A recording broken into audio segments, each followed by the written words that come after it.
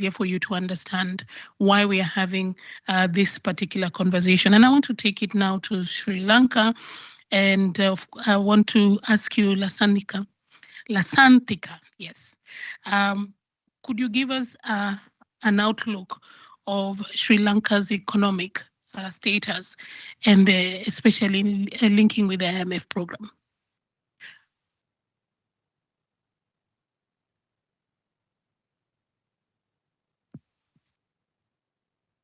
Thank you.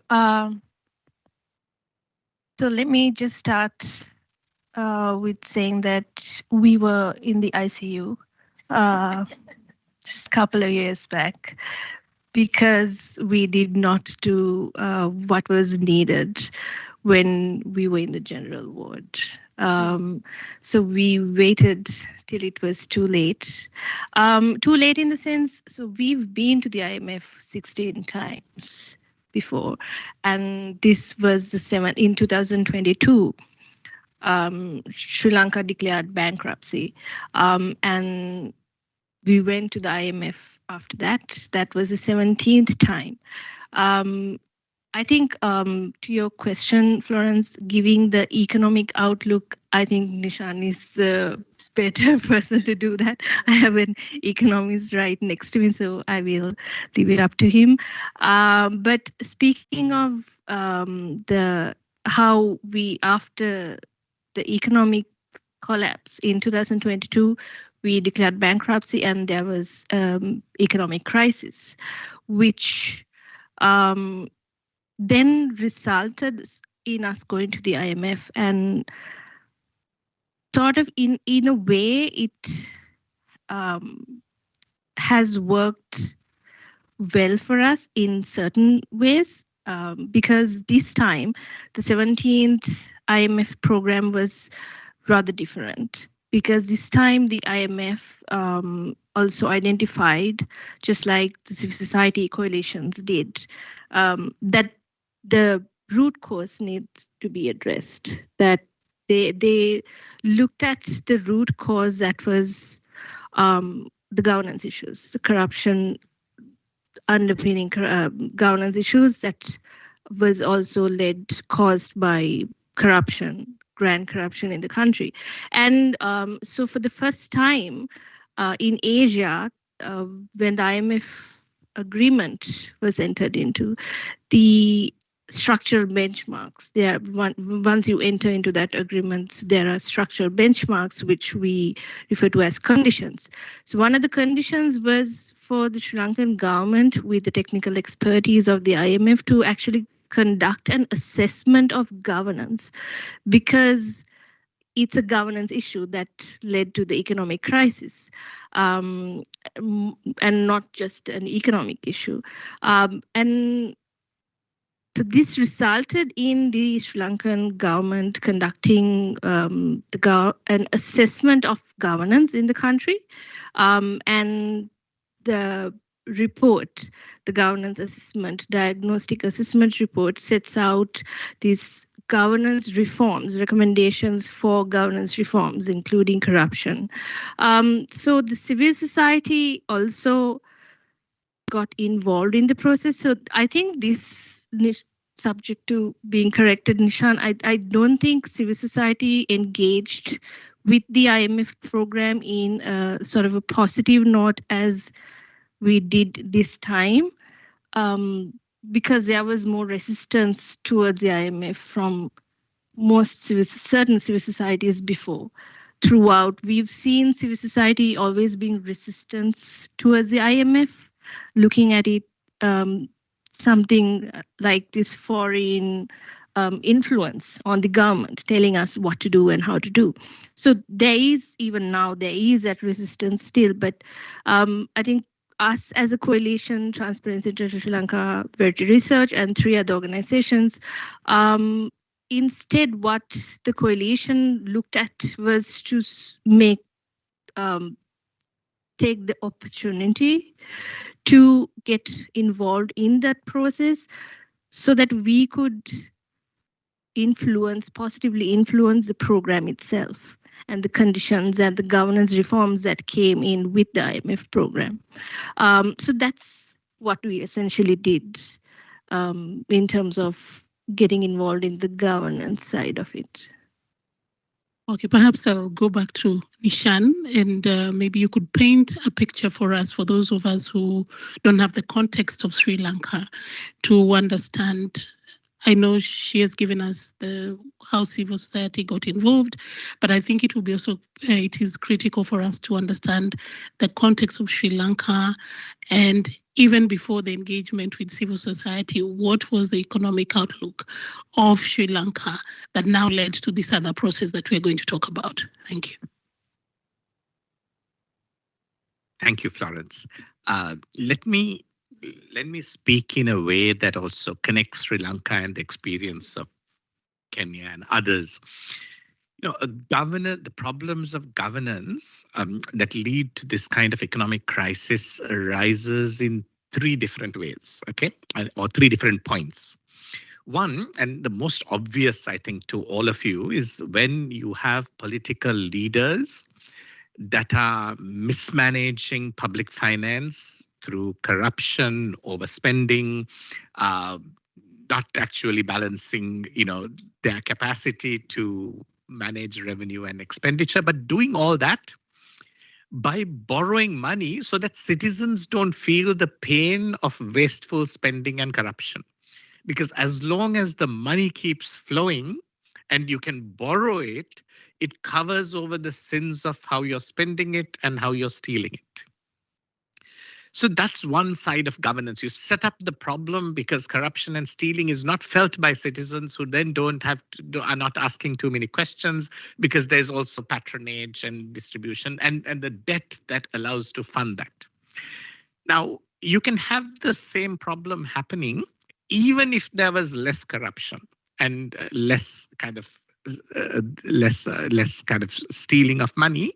If at a technical level, I think what James said, you're not making this assessment about are my investments paying off in a way that I can sustain this debt. So when you're borrowing and spending, as if you do as a person, you just need to know how my income and my capacity to service that debt is going to be sustainable. If you put, and with governments are short term, right? So it is very easy to borrow in a way that puts the problem of repayment off to the longer term and the benefits of spending to the shorter term. Even if you're not stealing the money, you can actually get into an irresponsible cycle and of the debt becoming unsustainable.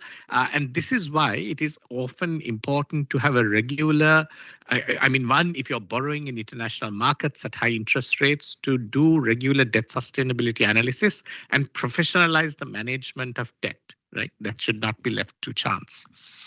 The third one, and that came up here with James talking about the ICU and the HDF and all that, is really about what you do when you discover that you are in an unsustainable situation with regard to debt repayment.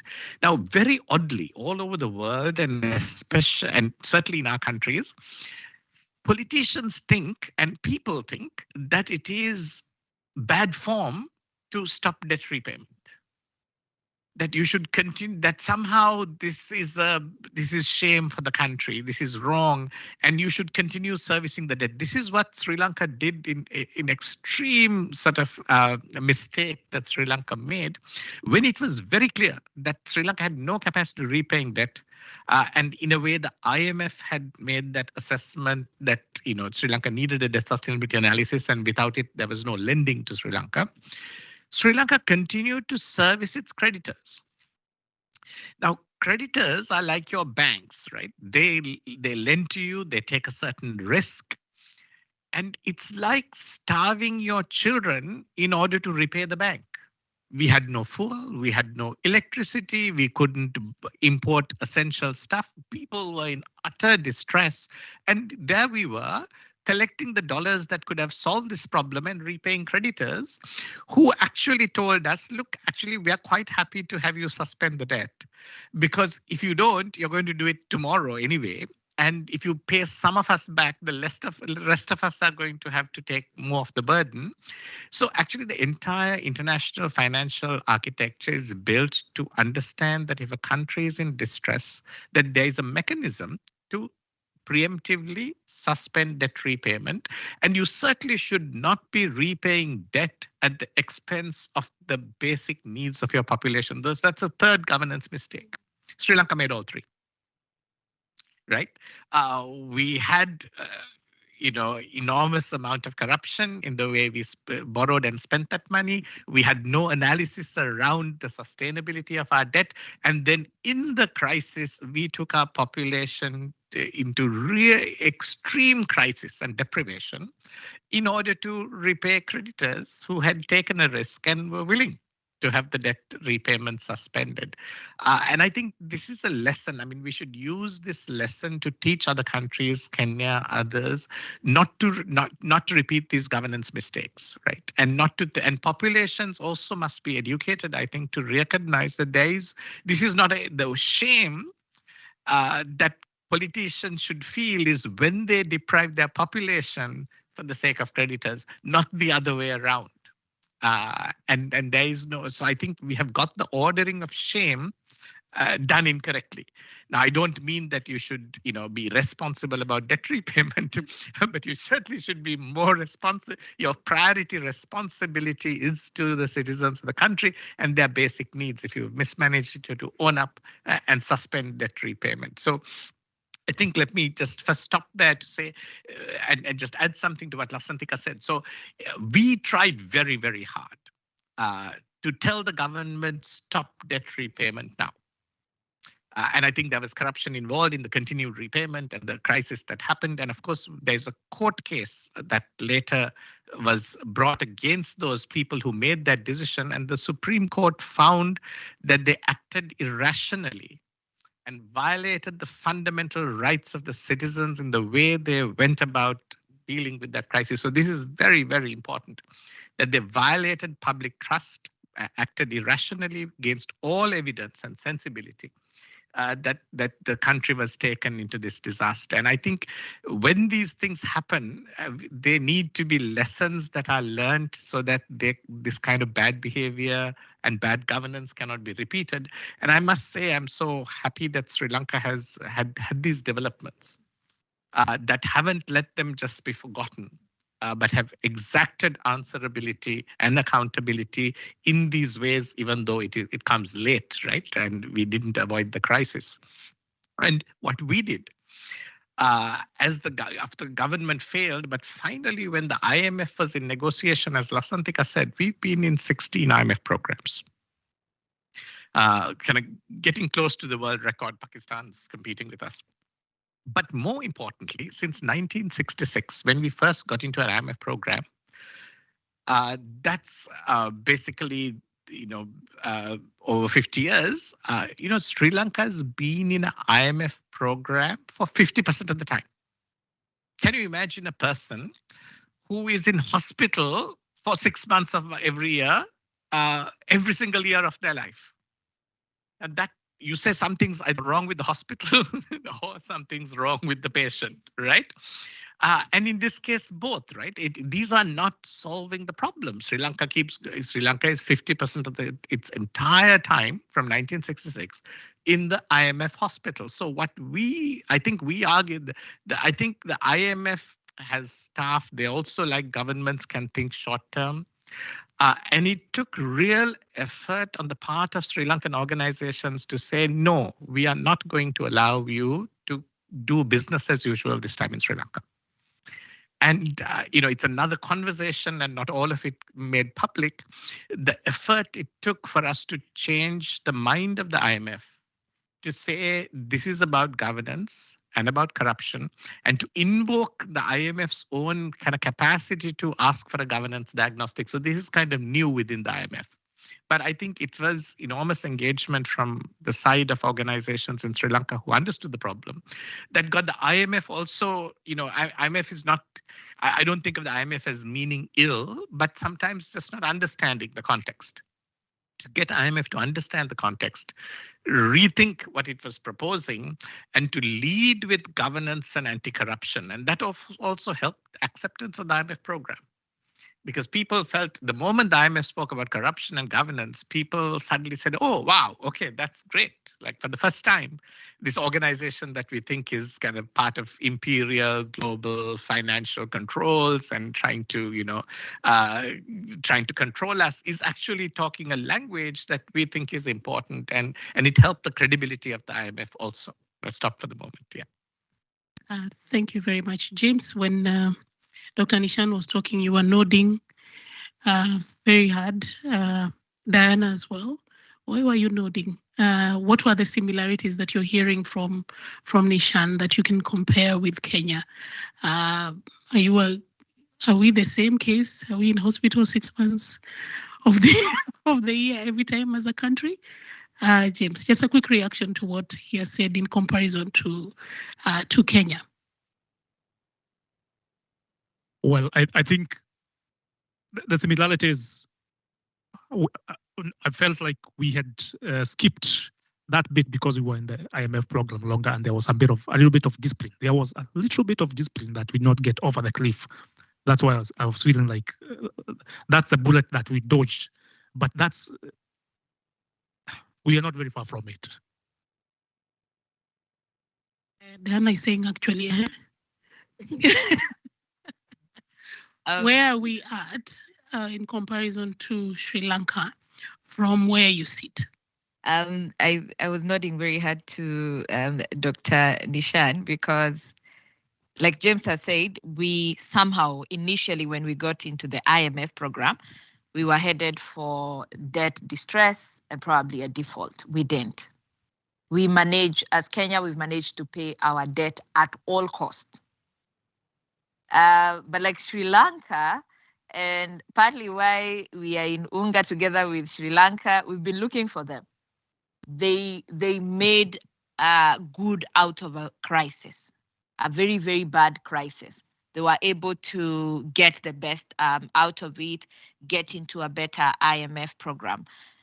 Currently in Kenya, we are not a debt default, but all our revenue, I liked the example of all the dollars that are coming in that are supposed to support essential services of health, education would go back to creditors. And I agree, creditors won't die if we default. But people will die if there are no essential services to education, to water, to health.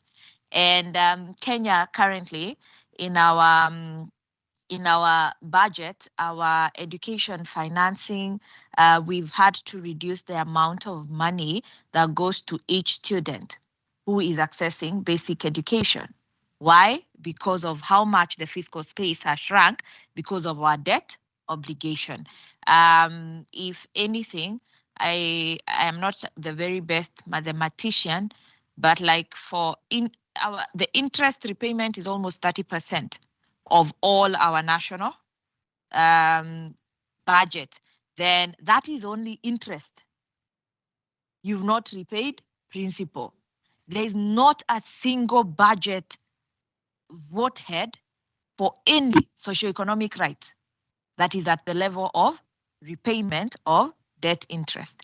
So we are very much headed in that direction. The only difference, I think, in Sri Lanka, they identified debt as a problem. Back home in Kenya, what pains us is any additional tax.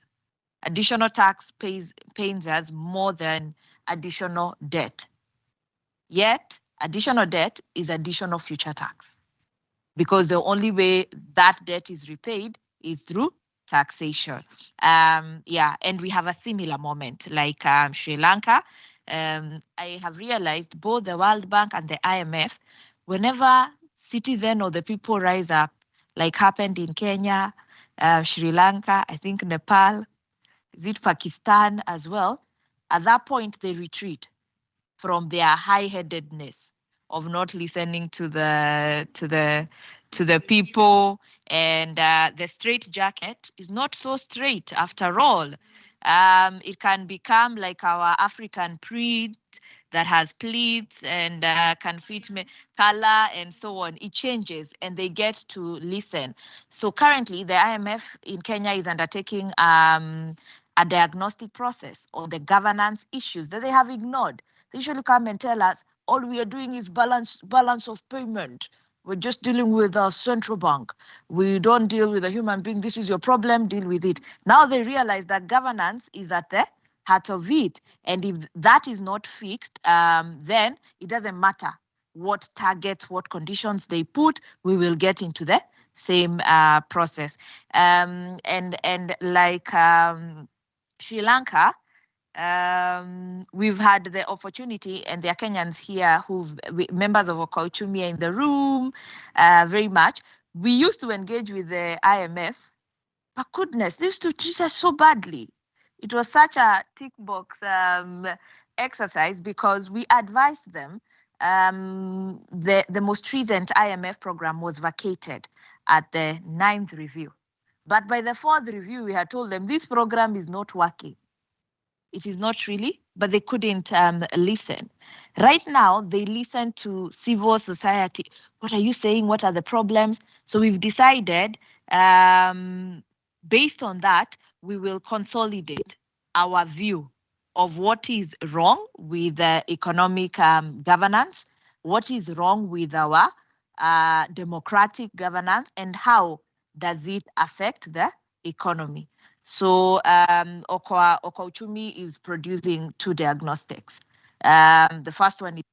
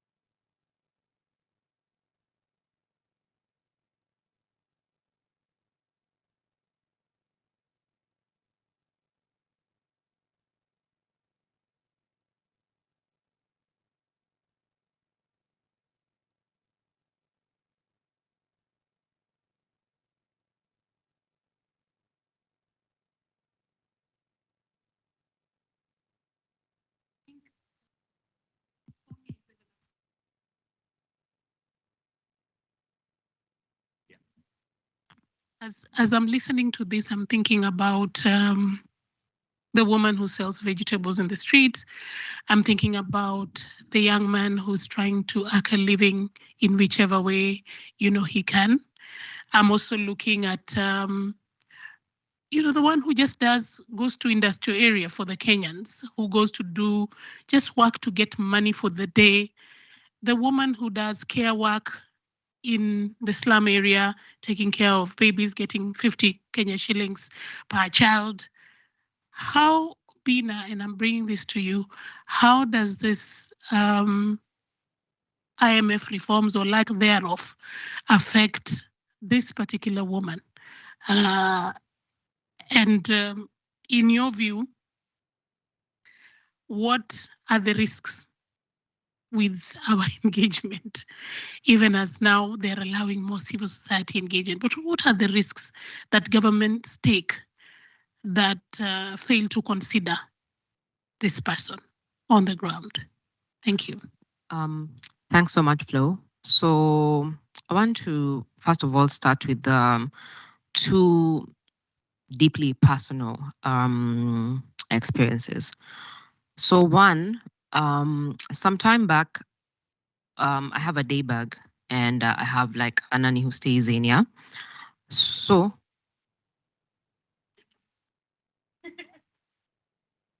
okay, so over the weekends, when my executive manager goes to church, house manager. Yeah, you know, they very important when they go or when they take the weekend off. I have someone coming in for the 2 days when they are away. Yeah. So that's what I meant by a day bag. So there's a day my day bag came very late at 10, and she didn't communicate, number one. And that was very unlike her to come home very late and she's not communicating, because usually she comes in like by 7, she's there, because she likes just doing everything and finishing on time so that by 2, she's gone. So she comes at 10:30 and she's so exhausted. And I'm like, okay, what happened? Because you look like something happened. And she tells me that there's a neighbor of her, like just one floor up, who had like, you know, like the pain. What are when we want to give birth? Labor. Yes, labor pains. How can I forget? And the way I labored for so long, you know, how am I forgetting that? So had labor pain, and she was not able to make it to the hospital. And she and her husband are the ones who went to the house to help her give birth.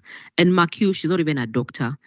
And now, because when she went to her house, literally, like, you know, when she was when she was showing me the video, I shook, because the woman in that house didn't even have electricity.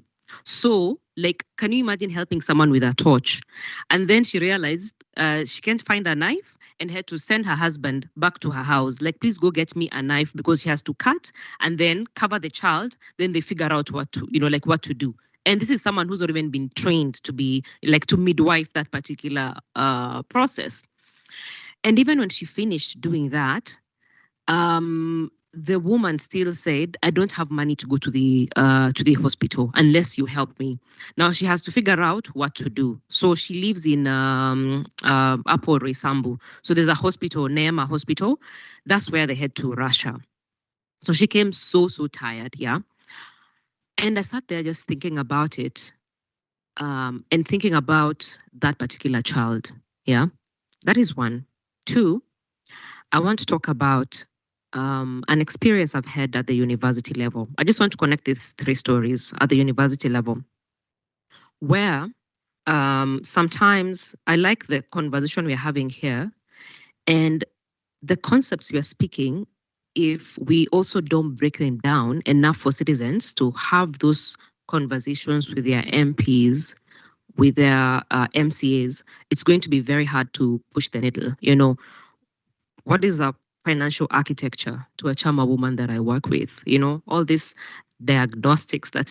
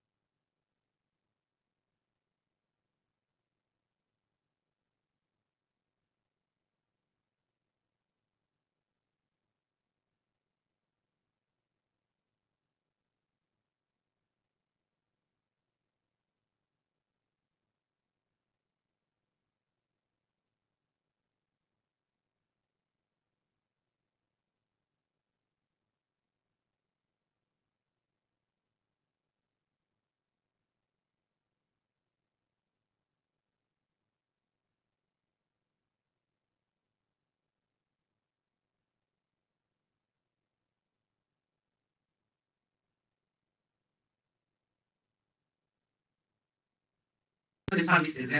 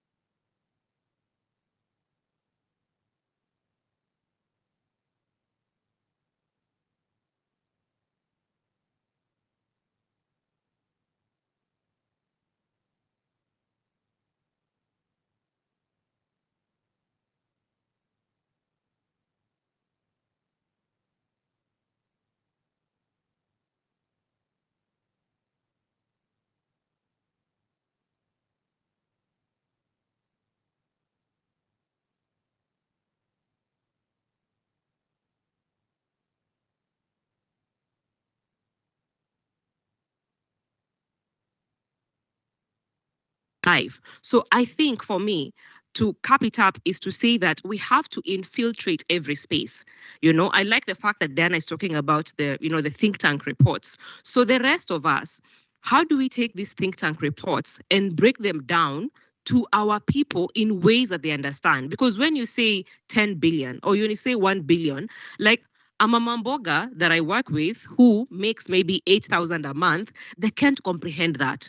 Even my own grandmother can't comprehend that. In fact, anytime I talk to my grandmother about the money we've lost, I only talk about it in terms of cows. So I tell her, can you imagine this guy, the amount he has stolen is worth 1,000 cows. She's like, what do you mean 1,000?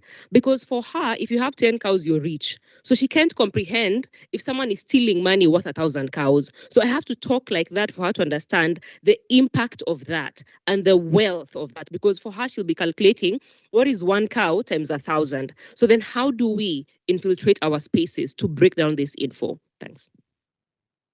Thank you very much. I want to take this conversation to Sri Lanka.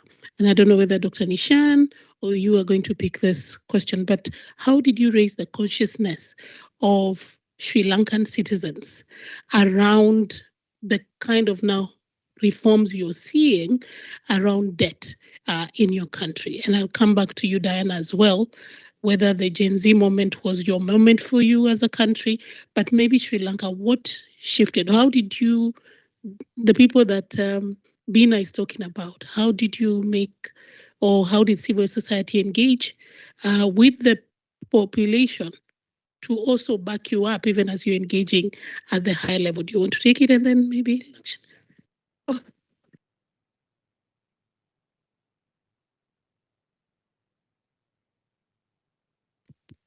Right. So before, like I said, we are in 2022, we had this bankruptcy and the economic crisis, right? So people were without electricity, like Dr. Nishan said, we were without essential services. And this is when corruption and governance issues came home to people, right? This was the moment when people actually started putting two and two together and realizing that politics, governance, and corruption are not subjects that should be spoken among just the few who's interested in it. So there was this renewed interest in people that which started with a protest, with a civil uprising in 2022. So that protest, now as Transparency International Sri Lanka, we've been talking about things like stolen money recovery, right, since 2017. But it was very difficult to make people understand why these things are needed and how corruption is a human right problem, how it is a governance problem, and how it impacts everyone. Because it was seen as this technical issue, very technical subjects, governance, politics, corruption. This is not something that we need to really pay attention to. But this sort of, there was a shift after the economic crisis in people. So we, as civil society, other than the work that we've been doing throughout the years to educate people, this trigger moment helped a lot to take a big leap for even like Transparency International. So we were just looking at it, how people have just realized that it comes home, that it's going to affect you. And what was interesting was that it didn't only affect the poor. The economic crisis didn't only affect the poor and the ones who didn't have the means. It affected the rich as well. It affected the business person who even had the money but not the means. So that was resonated throughout the protest, and so that was very helpful to make people understand and to buy in to support what the civil societies did. And also so with just 5 civil society organizations, which we formed this coalition on anti-corruption for economic recovery. And we actually had a broader coalition of about 100 civil society organizations, which we convened before we went into this, because it was important, like she said, that people at the grassroots understand what exactly is happening and how they can get involved and how this is going to impact them, this time. So we convened over 100 civil society organizations before we even did the diagnostic and even after we did the governance assessment diagnostic. And we also made sure that we educated those civil society organizations who then also went to their localities and through community-based organizations also tried to break down this, because the governance reports, diagnostic reports are technical. That's like she said, it's not the language people speak. So it was very important for us to go to the communities and draw examples from their communities, like the white elephant infrastructure projects, on how the money is being wasted, being in the disguise of development projects. So we did that deliberately through community-based organizations so that people understand and people are able to now relate to that. Yeah. Thank you, Florence. So I think what Lasantika has laid out very well is the importance of the process also that we followed. Over 100 organizations, over 250 interviews were done with civil society organizations all over the country in putting together the governance diagnostic of civil society. And after we did it, we wrote to all of them and asked them to actually endorse it as well. So there was a wide net that was cast and a wide level of engagement to bring people in. Now, in a governance, in this whole process, Florence, I want to say there are three ways in which it is really valuable. One is it is instrumentally valuable in what the IMF did and what the government did. But before that, it was substantively valuable in bringing out and clarifying the kind of policies and governance actions that should be done. And the thinking that went into that was also very important. And that can't be done by everybody, right? So it was very helpful that we had people with capabilities, economics backgrounds, thinking, technical capabilities, so that when the document came out, it was really quite credible. As an impressively researched, thought out document that was producing genuine solutions that Sri Lanka needed. And it came through a consultative process and all that. But before that, I think the critical thing that we learned is there's a constructive, formative value to this process. As Lasantika said, you first had to reorient people's understanding of why they're in a crisis.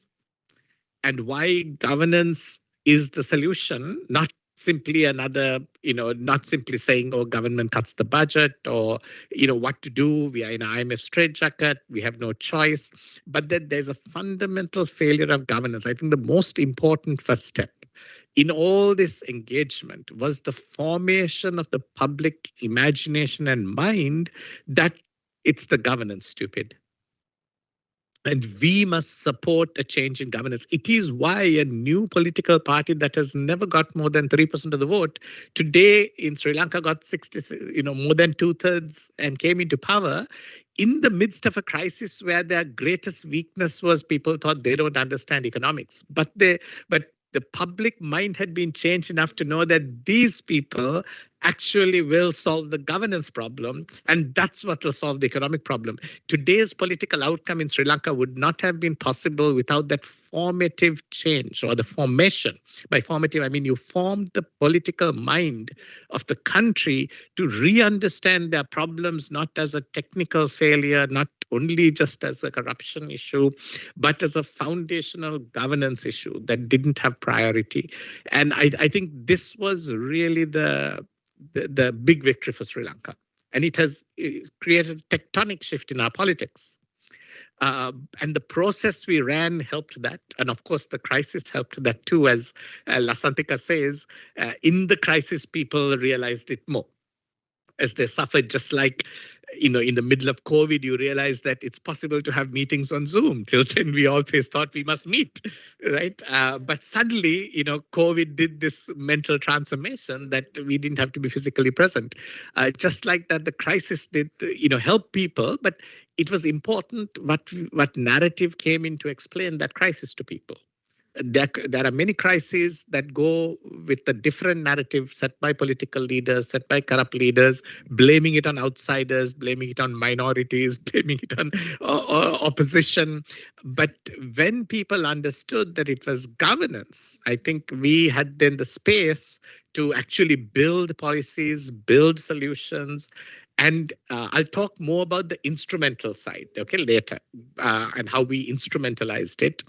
But I think this formative and then the formative change in the political mind and then the substantive ability we were able to pull together to put credible policies, because sometimes also it's possible if you take the same non-professional approach, the policies you put forward to solve the problem may not actually be analyzed and thought through. And I think it is hard work. So it was important that both these things happened, and we went the distance. Yeah. Thank you very much, Diana. I'm just wondering, Kenya also experienced a crisis where there was citizens uprising. We called it the Gen Z movement. Was there a tectonic shift, as Dr. Nishan puts it, for Kenya?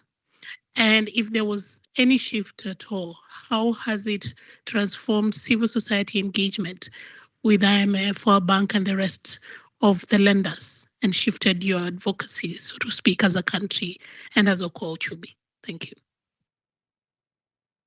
I think, yes, there's been a major shift in Kenya in it. The tectonic is the plate of it's very big. It's a major shift. It's a major shift for us who work on the economy. It can be very lonely. And previously the analysis and the advocacy around budget, around economic issues and economic governance was left to very few technical organization. Engagement with budget process was a preserve of very few, and a smaller group of people would engage with our devolved system of government, the local government, the county government, that type of budget. One of the things that moment did for Kenya was to tell government, look, you raise enough revenue, use it properly. The problem is how you use our money. It is not that we are not raising enough money.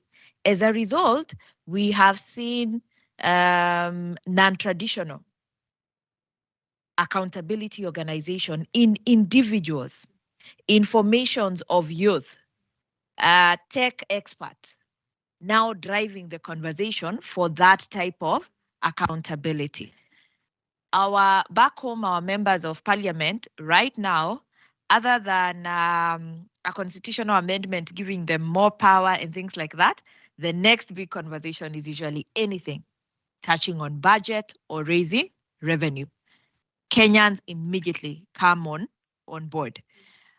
Even our headlines, when there is, this government, whether it's the president or a cabinet secretary, the equivalent of a minister in most of the country, travels and says, I have secured this loan. Immediately, it's the question, what is it going to be utilized for? And this has really changed the space. Like Okwa Uchumi was initially maybe 19 to 30 organization. Right now, being a loose coalition, we are at 90, because yes, we are with 100. And I think if we onboard the informal groups, the student groups, we could well get to that particular level. We are going to spaces where the discussion is human rights. I've seen Madanga, he's left, right to food.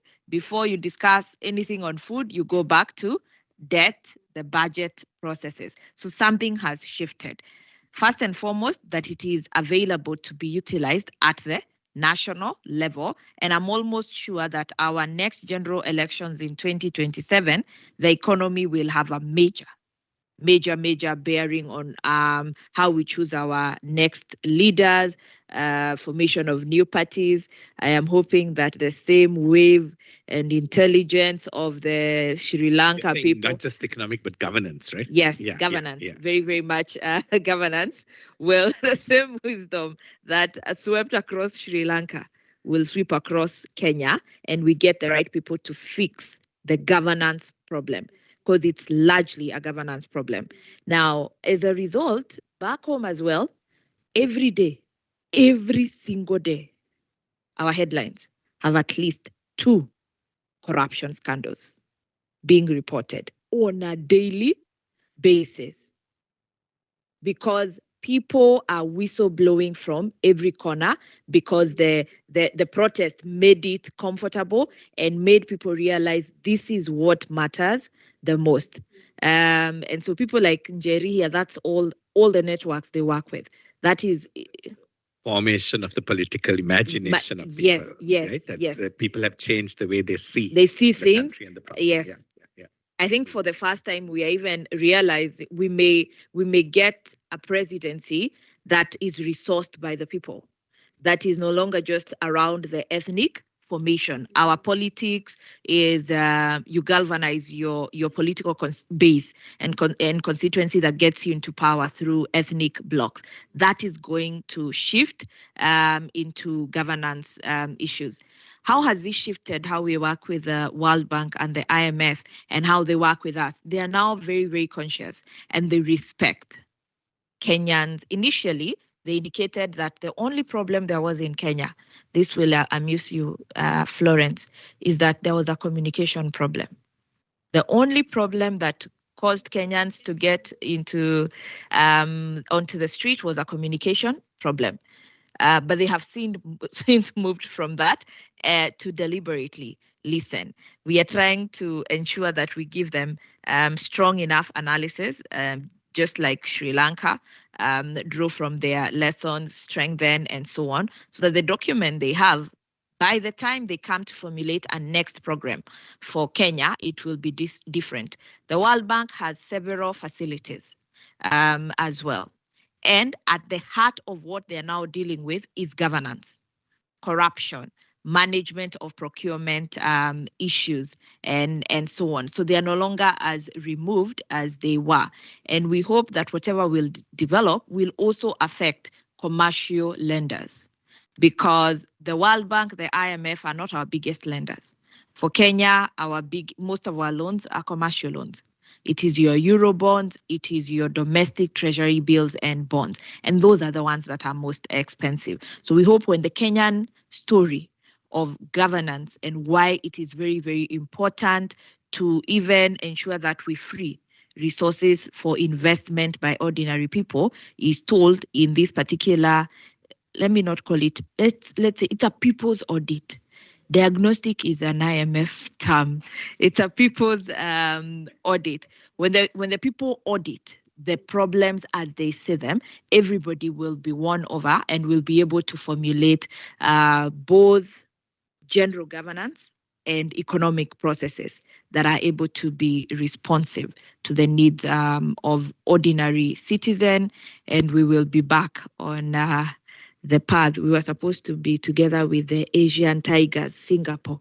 Yeah, we'll be back on that particular path again. Thank you very much. I want to ask the people who are in the room and also who are online, if you have any question. We're just about to do one round and then we close. I know we started late, so I was giving us a few more minutes. So if you have any question, please feel free to raise up your hand or also send a message. There's somebody there checking for me whether there are any questions. Bina, you wanted to say something? Okay, cool. You have a question? Okay, and there's another one there. Thank you.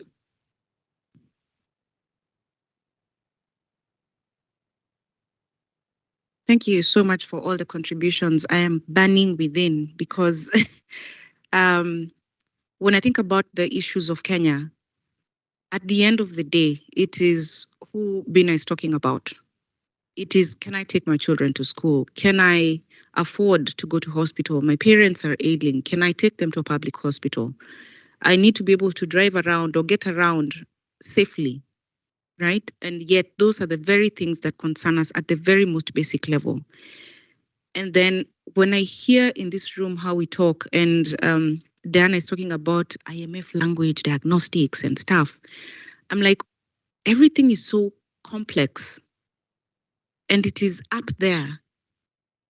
The person to whom it matters the most needs to be broken down this language for.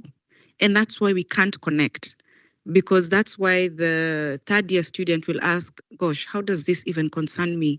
Like corruption, I don't relate, because everything has been made so complex and so out there that it's very difficult for the many millions, if I dare say billions of people to relate with. So why is it that we are trying to break down things from up there instead of formulate them down here and move them up there? Because I think that's the way it needs to work, right? So I don't know if that's a thought or a question or a reaction. But the question I have is, we have high risk debt distress. You talked about high risk debt distress. And we talked about the ICU and the HDU and all that. And I think for me, that's the language that helps me see. I'm like, yeah, that I can relate with, that I can get, right? Because the simpler it is, the easier to understand. So that is the easiest way. And that's a language that we can understand. And again, coming from that very complex place where it's a select few that understand, are we not as a country in Kenya not headed there? Because at the end of the day, the common citizen is breaking their back. Like, what will it take for us to say, gosh, we can't take this anymore? So we are paying, so we haven't defaulted. But at the end of the day, when you look at the average Kenyan, they're done. Like, what's this about? Yet we are saying that our inflation, where is it at? We're doing better as a country, but are we really? Like, all our institutions have collapsed pretty much. And here we are saying that at least we are paying our debt. But again, what does that concern me if I cannot afford to take my kids to school? Right? What does that concern me if we cannot afford medical care? Basic. I can't go to a public hospital and get medicine and get a doctor, a qualified doctor, right? That I have to look for insurance, even the social security, social health. I dare not say the initials. It never comes out right. That one. Even when we have paid that, then isn't the bigger question, even as this money is being given to us, don't they care where this money is going? Because it's so obvious that it's being stolen, but they keep giving and giving. So why? Stop it. If there's any IMF here, stop it. You're killing us because you keep giving this money and you can see, and we are telling you that this money is being stolen, but yet it keeps being given. So how do we get out of this?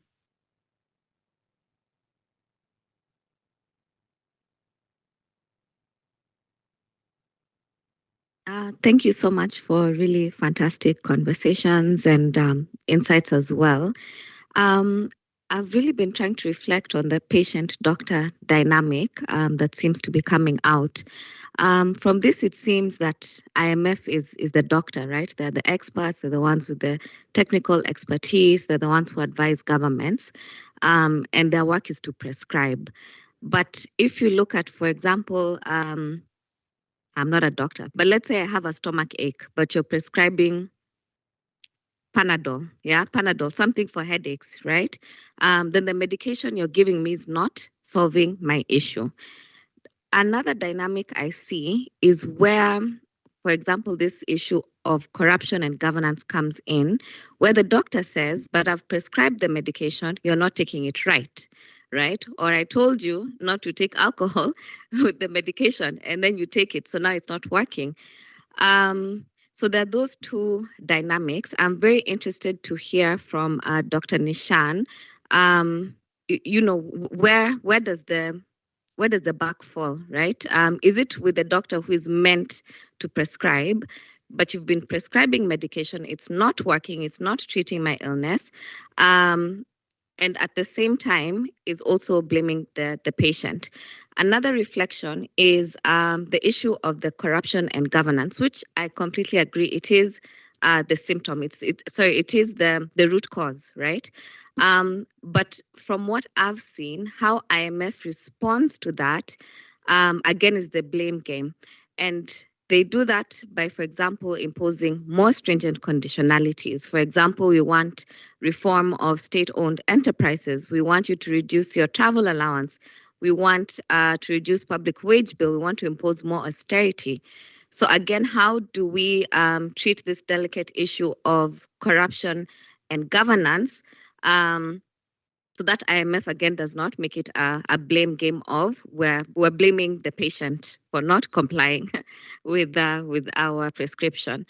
Another issue which was raised was, I think, a systemic issue within IMF itself.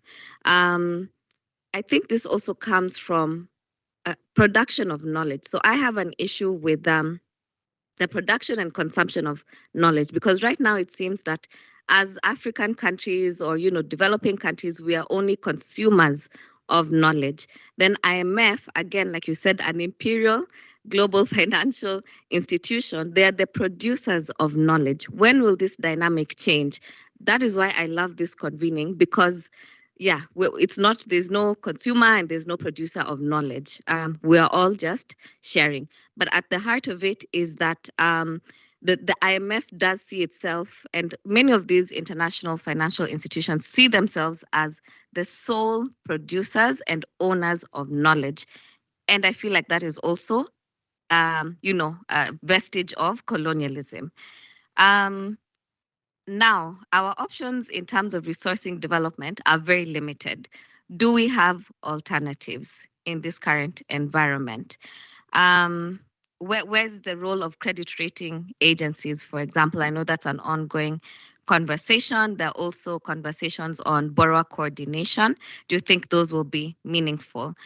Again, just reflecting on the global financial architecture and the global inequality that manifests at that level is not just looking at debt, but for example, even international tax regimes and international trade structures, and how again that disenfranchises developing countries. Also to Dr. Nishan is on debt restructuring. I'm just wondering, what are the possible negative ramifications that deters governments from pursuing debt restructuring? It's also a conversation we're having in Kenya. And I know that the obvious answer is that we'll be locked out of, accessing credit, but are there deeper issues, right? Are there deeper ramifications that perhaps we're not seeing besides those obvious answers of it will affect our credit rating and we'll be locked out of accessing finance. Now to James. I've really been wondering, because we've been involved in these debt conversations for a very long time. Okoa Uchumi was established because of the concern of debt. But we have never gotten to that point of getting over the edge. What has been preventing us from getting to that point of going over the edge? Yeah.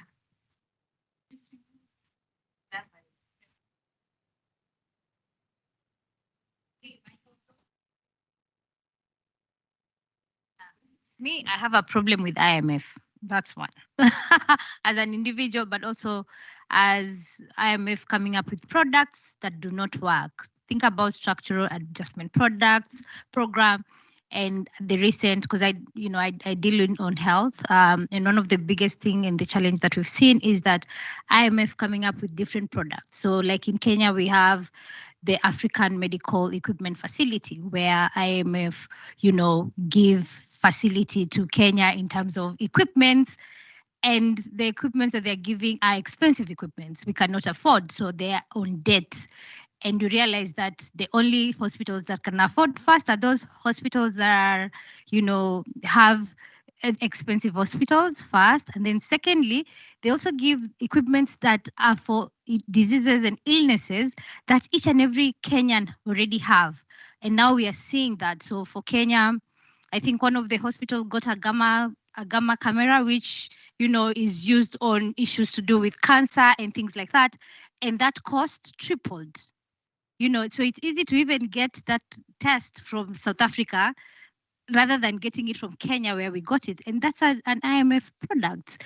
And, they've been talking about it and it's everywhere. So for me, listening to, this conversation, and I'm getting my feet wet now into the economic justice, and really also thinking about what Bina was saying, how do we make this conversation so that then the Mama Mboga at the community can be able to understand. But also, Diana, where are we with IMF? Where are we in terms of really telling them that these products they are, proposing do not make sense, do not really, they're not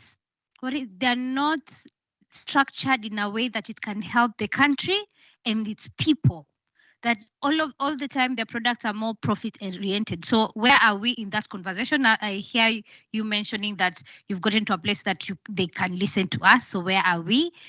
That's one. And then the other question I have, of course, for all of you is that who really negotiates for these programs and the loans?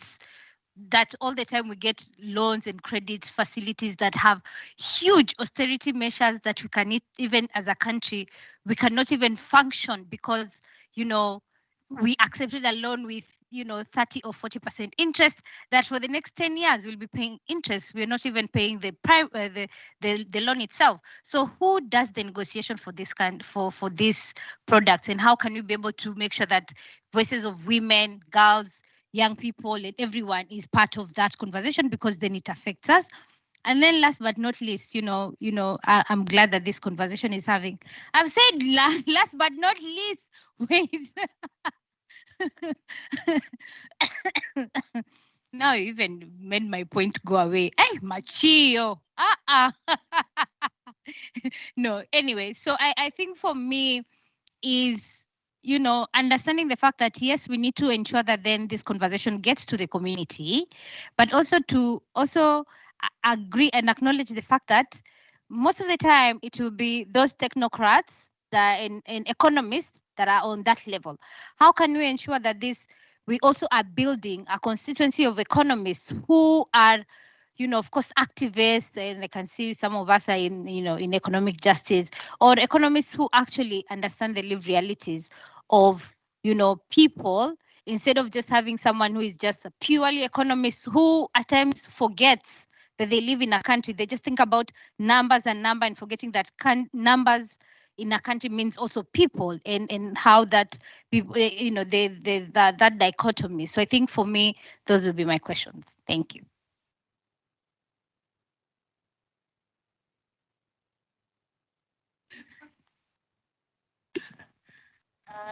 Thank you so much for your interventions, your thoughts, and your questions. Most of them were reflections.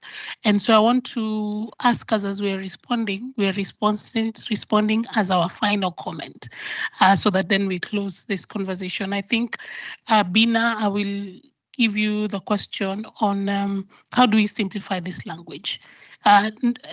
Just take the question and then we'll go like this and finish.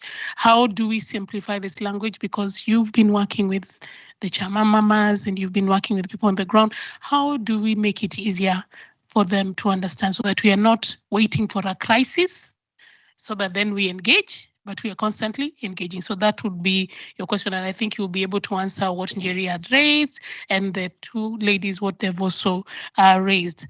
Diana, with the question you've noted, I want you also to think about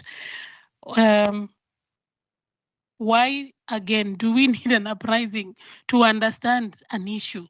And even as civil society, why did we wait for an uprising to understand, to make people understand what the issue is? And of course, talk about the systemic issue with IMF, Are they the imperialists that we keep on talking about? When will this dynamic change? And as you engage, what is the goal? You know, as we engage with them, as you keep on engaging with the IMF World Bank, now that they've opened the door, what is the goal?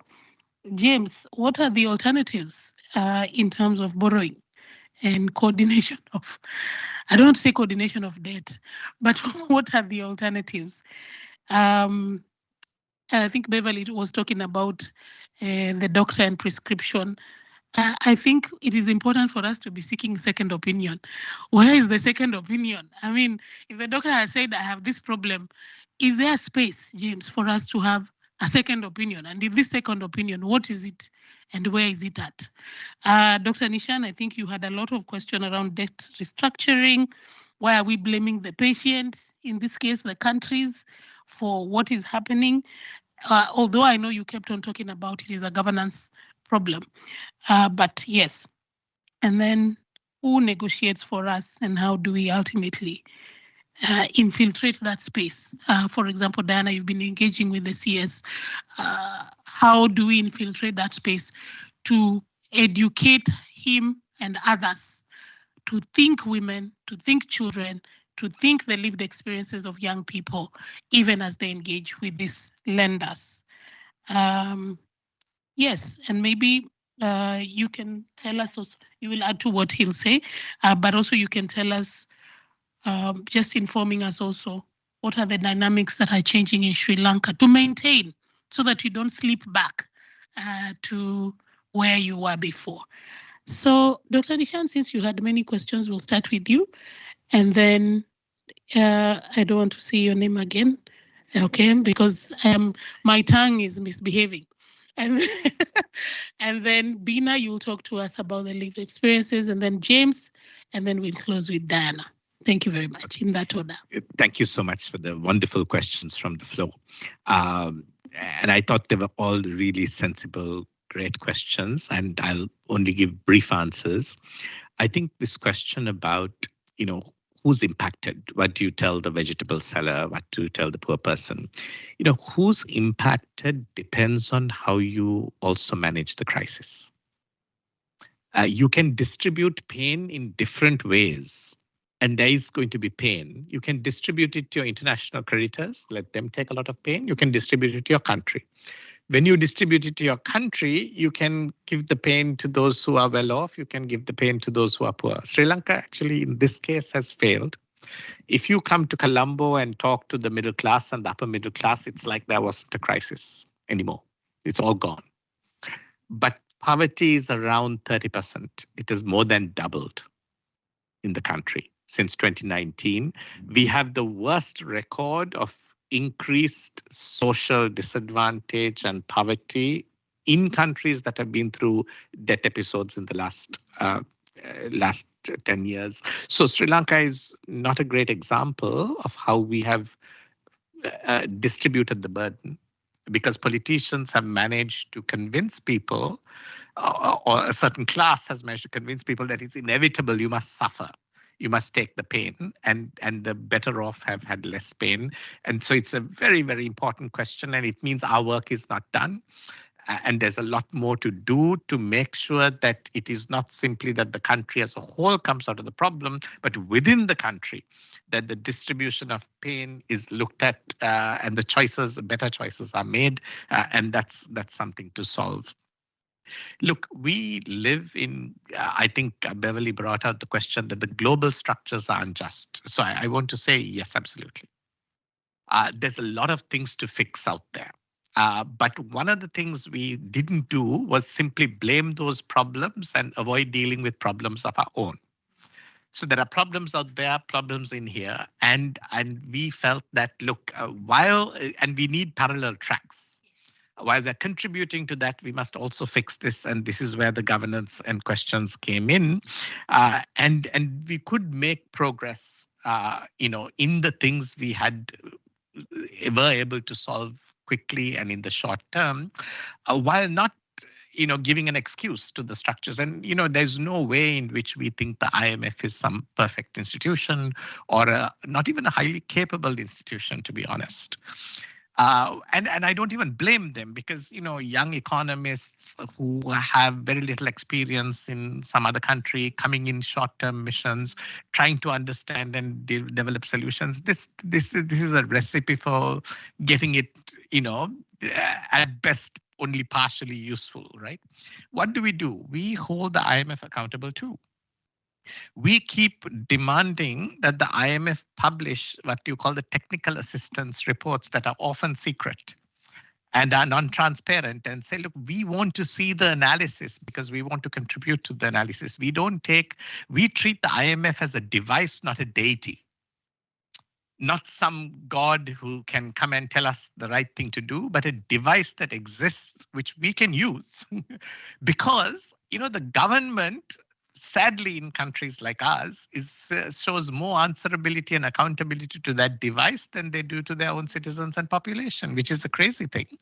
But it is the reality we live in. So we instrumentalize that reality.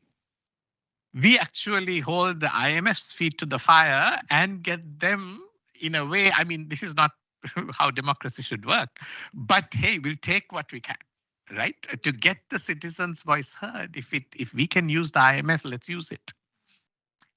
That's a different citizens' power in a different way. And the IMF treats, there's a problem in the whole democratic assumptions. IMF treats the government as the representative of the people. So its defense is we can't deal with the entire population. We'll deal with the elected representatives, and that's your government. But we live in countries where our government doesn't do a very good job of representing the interests of people.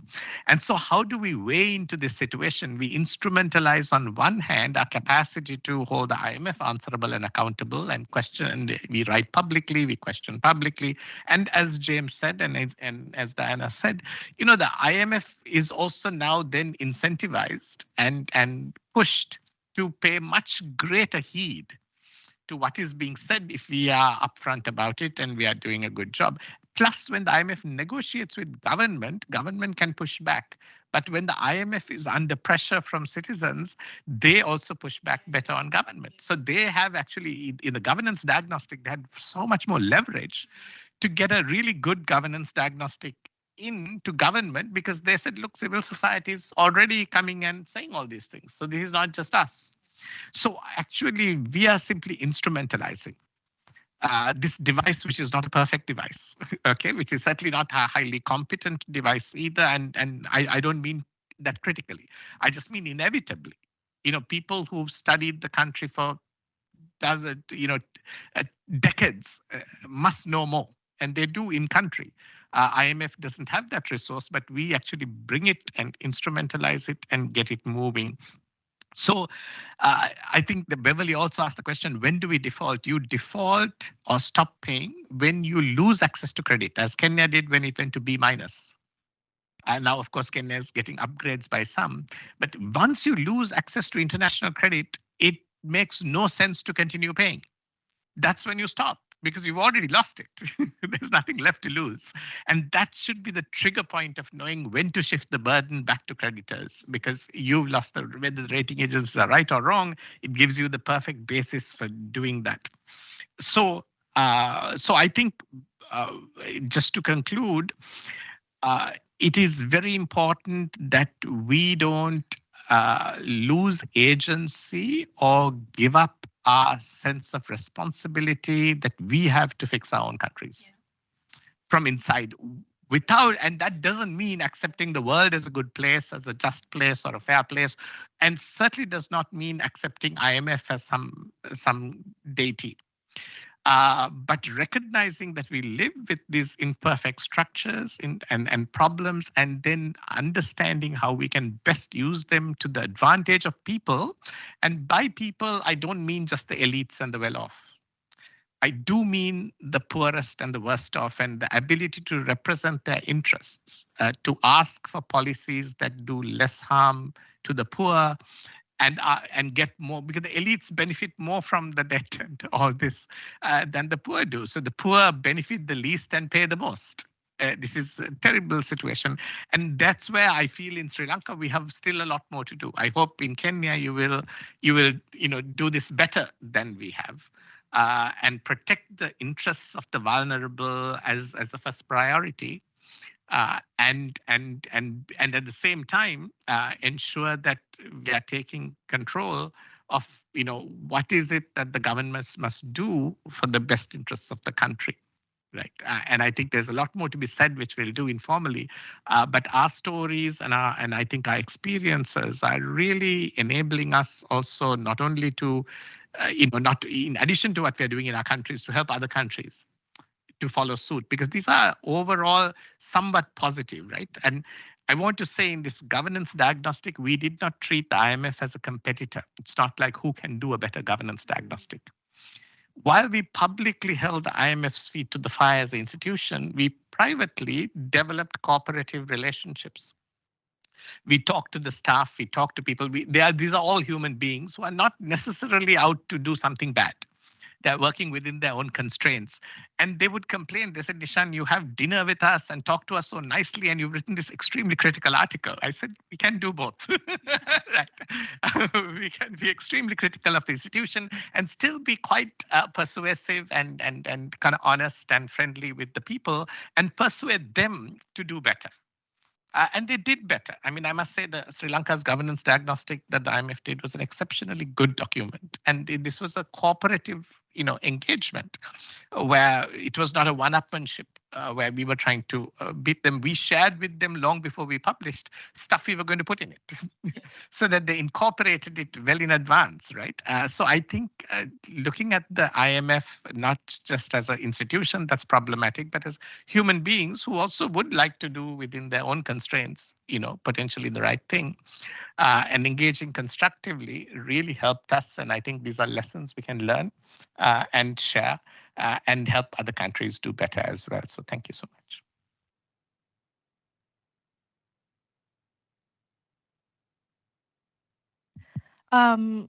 So other than what Nishan said to the question that she raised on, how the diagnostics are very technical and it starts from the top. It's a language that, the ones on top speak and not the people, and people won't understand.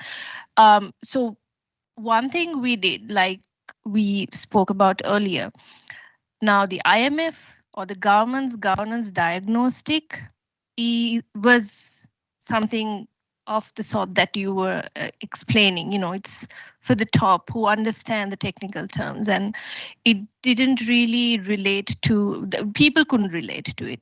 So what we did in the civil society governance diagnostic was the other way around. We actually started with the people at the ground. We went, convened people in localities and spoke to them and asked, what are the issues that you see? What are your governance issues? Because one thing we did was, like Dr. Nishan said, it wasn't a competition. It wasn't to compete the IMF's diagnostic, but to inform the IMF's diagnostic. Because like you all very correctly said, they are missing the context. The IMF does not understand the context of the country as well as the civil society who have been working with the people for years and decades do. So it was very important. It is very important to make sure that when you do an assessment, you give that context to the IMF. The idea of the report, civil society report, was to make sure that the IMF also see that it's not just economic targets. It should also embed governance reforms into it. So that was one of the purposes of doing a diagnostic. You talk to the people and bring their governance issues, realities, bottom up, right? And then, so you she just gave me the word, sorry. So you then, once you have the report, yes, it's going to be in technical terms because you are not making the assessment necessarily for those people. The production of the report is to a different level of audience, but what it entails, the content of it should come from the people. and then translate it in maybe technical terms. But then what we also did, like I said earlier, to take it back to, it's not that we could cover the entire population, but we also make sure, you must also make sure that you also take that conversation back to people in a way that they understand what governance issues are and how and when we should push the government. Now, for example, in Sri Lanka, with the renewed perception towards economy and governance with the IMF program coming in, now we are seeing a lot of people, unlike before, they talk about accountability, they talk about transparency. There is very high demand for transparency and accountability. You see it all over the place, like you didn't see before. People understand now how procurement, something they didn't absolutely care about, is a technical term, how procurement can become corruption, can become white elephant projects that is just eating off all of the money that should be going for, public service. So now people are making that connection, and now there's much more demand for transparency and accountability.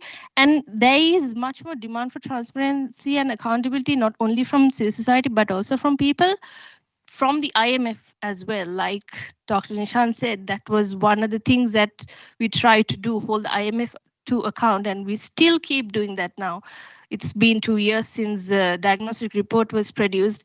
What was more important was the advocacy that followed with the report. You wanted to Actually, I want to emphasize what Lasantika is saying. It doesn't end with the diagnostic. It actually starts with the It starts. diagnostic. Actually, what we continue to do, as Lasantika is very rightly saying, and thank you, Lasantika, even today, to make sure that these things are brought and kept on the agenda, given priority. This is so critical, and thank you, Lasantika, for saying that. And let me also give you a little bit of context and example on how you could also, push, like I think Beverly said, this imperialistic, institution coming and giving us the knowledge, that they are the producers of the knowledge. So what the governance diagnostic and the advocacy that followed was that we try to make sure that they are not the producers of the knowledge, because they don't have the context to produce that knowledge, right? We have the context. So now we've managed to sort of shift it to a place where now even the international financial institutions come to us asking for context, asking, is this what you think should happen? It's important that we shift that narrative slowly. And like Dr. Nishan very correctly said, they are open to it. There are humans within those missions that you could speak to who would understand what you're saying, who would help you out. So it's important that we sort of challenge that. And I know I'm conscious of the time, so I'm just going to stop there. Also thanking you. Bina, how do we speak to the woman on the ground? And I hope my other panelists have not forgotten their questions, so please go ahead. Then James, then Diana. Okay. So thank you very much. I think I want to start by saying that when it comes to carrying out political education and the question you're asking about simplifying the content, the first thing is you have to understand your audience and their needs. That is so important, and their interest. And then number two, we have to be so intentional when it comes to who we are inviting in the room. So at Badili, I think for us, we've been very, very intentional. We are known for our work with Chama women and young women, both in the learning institutions and informal settlement. And there's a reason we are specifically working with Chama women at the community, because we've been doing this work, yes, over 6 years, but we also did notice that most of these women leaders are entry points for politicians in the community, just the way the churches are entry points for politicians in the community. So even how we target them in terms of who we invite in the room is very, very critical. Same thing even in the university space. You have invited someone in the room. You have to understand how to tie their daily struggles to political issues. So the way we would talk to a Chama woman in the community who's the head of their household, they're determining what the children are going to eat, is so different with the way we are going to conduct civic education at the university space. At the university space, we're probably discussing how your human hair is connected to politics, because number one, who decides how much tax your human hair fetches? In fact, I remember in 2022 we're running a campaign that was so hilarious, because we were like, this election is going to determine whether you're going to shave your hair or keep on wearing your human hair. Because at that particular point, when you're 20, you really care about how you look. You're in campus, you want to fit in, it's the first time you have freedom at home. So we have to tie your daily struggles to political conversation. So it can't be a copy and paste. And even while we work with chamas, for instance, even for them, we have to ask them, if the economy is working, why are you in 5 chamas? You see, why? Diana here, I'm sure she's in a chama for traveling, just like you, Flo. I'm sure you're in a chama for traveling. The women in the community are not in chamas for traveling. They're in chamas so that their kids can go to school.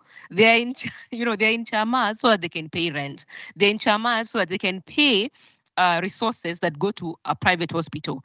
And even at that level, we have to ask, why do you need all these chamas? And why can't you come together and hold your leader accountable so that your public hospital can work and you don't have to spend more money in the private institution or the private hospital where you're taking your resource? So it's so important to understand your audience, understand their interest, and simplify the language.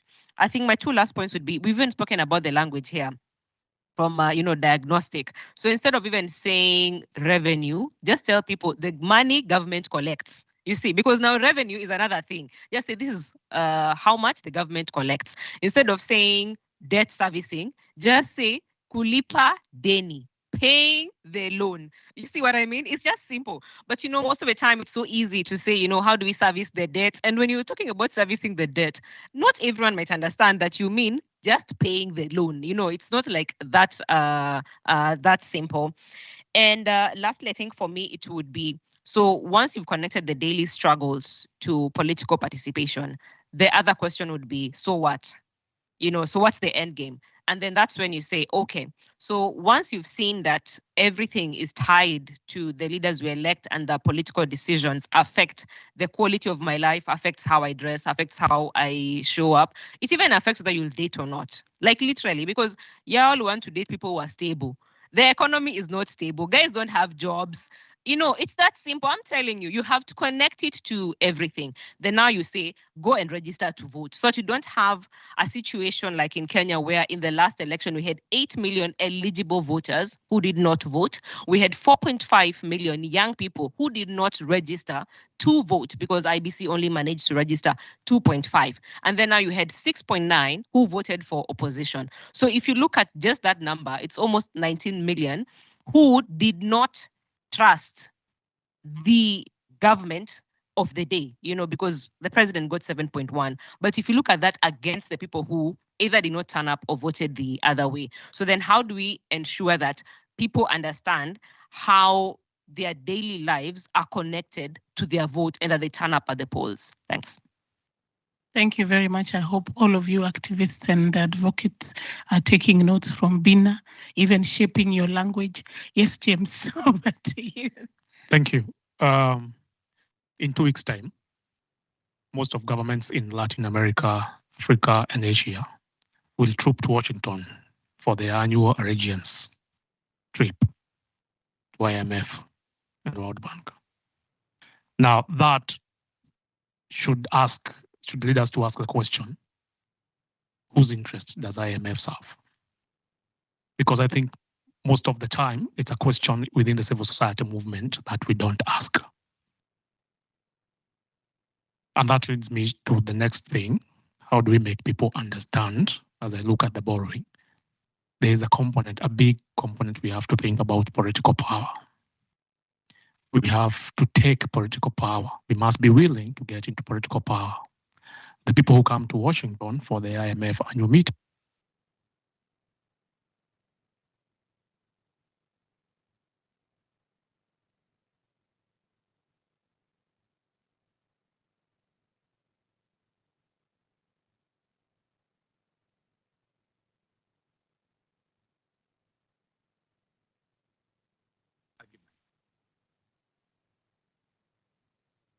there are few technical people and the heads of delegations are politicians. So there's a question of political power. And again, within the civil society, we must always ask ourselves, how vested are we in the politics of the day in the country? Because the person who takes power determines then how you are borrowing, and they could be responding to a master. But also in the other stretch, we must also be willing to invest technically. As the people who are leading citizens, as people who are breaking this information, we must understand that if it's IMF, if it's governments, if it's commercial creditors, they invest heavily on the technical people who negotiate loans with the governments, especially lenders. That's something that we cannot ignore. The other thing is, what are the alternatives of borrowing? The government has only 3 sources of financing. You borrow, you tax, or you get grants. Consider a government facing the election, which is the easiest option of learning government services. It's borrowing, because you can't touch taxes, because that's an uprising right there. And grants cannot sustain a government. So borrowing is the easiest option. So the question here that leaves us with is, to what extent are we mobilizing viable, in the grand scheme of things, viable domestic resources?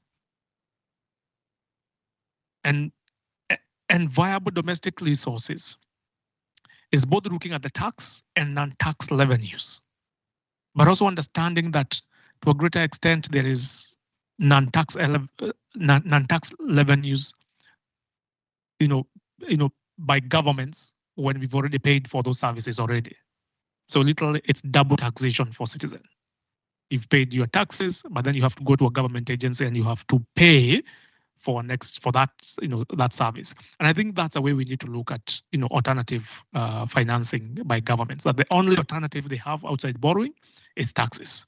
So what we need to do is close the loopholes. It's close the revenue, it's leakages that are within that pipeline. Thank you.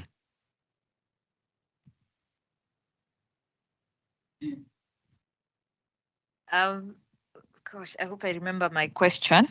It was on IMF as well. Who negotiates the programs? James has answered. It is the political, our representatives, and mainly from Treasury. We are here for UNGA, and it's slightly different. The heads of state are here to make political commitment. And then they'll speak and leave. In Washington, D.C., it's different. They are not in the big halls making any presentations.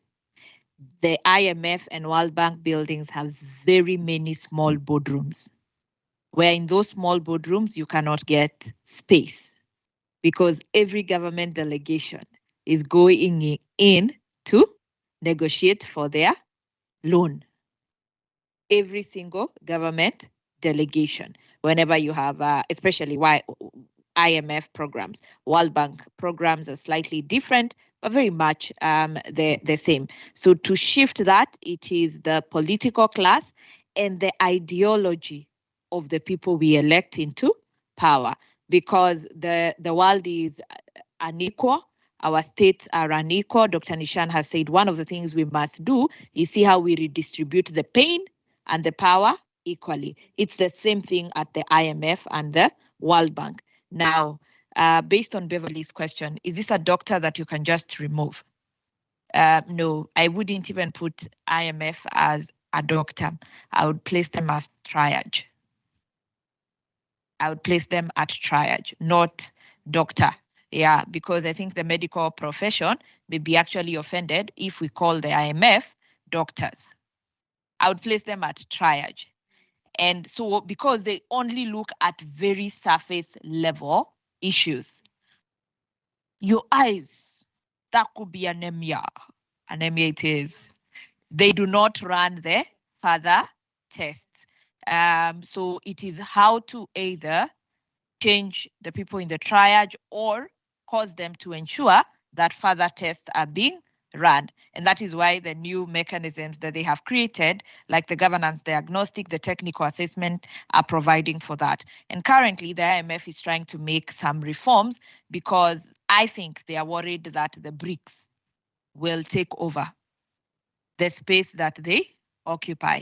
So because not so much that they desire to change, but because of the fear of losing the power they hold as the imperialists, they are thinking of how to shift. Then must there be another uprising for this for people to understand the language? I don't think so. I don't think the governance generally in the global south and with the youth bulge that is fairly more educated. I think most of the global south countries, including Kenya, have a very educated youth. So like in Kenya during the uprising, all our documents were simplified by the young people on their own. And at that point, we got comfortable knowing we produce our technical documents, somebody else explains them away, and they'll never forget. That is why they are able to do their own audit. In Kenya, the Auditor General has told us they have set aside a whole department to just monitor social media and media so that they are able to know what to audit in the next phase. What is the emerging area? So it will never be the same again. And it's also getting the comfort of, Vina, you'll allow me, I'm not in a chama. Chama is the groups, the women groups for traveling. I'm in a very basic, but we must understand in society, there's a place for those people who we must tell, this is a loan that must be paid and it will be painful because we have borrowed from a Shylock. There is a different category of people who play a different role. So it's not that at some point we will all speak the same language. It is that we will achieve the same mandate. I think the biggest role is for us to get to organizations like the one Bina leads because she understands the language. If we try to speak all of us in that, like I think about myself, James is a witness. I've really transformed from how I speak in IMF boardrooms and how we speak to the students. So it's a journey, and there is no one size fits all. Yeah. Having said that, thank you very much. I hope this panel was recorded. We will tell the world about it. Thank you very much for joining. Thank you so much. I think there's a lot to digest. A lot more discussions to have. 1 hour is not enough. That's why we went beyond 1 hour. And really just want to thank my panelists. We can continue engaging, whether in our socials or, here physically, just so that we continue this conversation. As Dr. Nishan said, it's the diagnostic is not the beginning. I mean, it is not the end, but it is the beginning of engaging and continuously engaging, and appreciate Okoa Uchumi and the rest of the organizations that are doing something. So I want to urge each one of us to do something in our space to educate ourselves and to also educate the community. Thank you very much.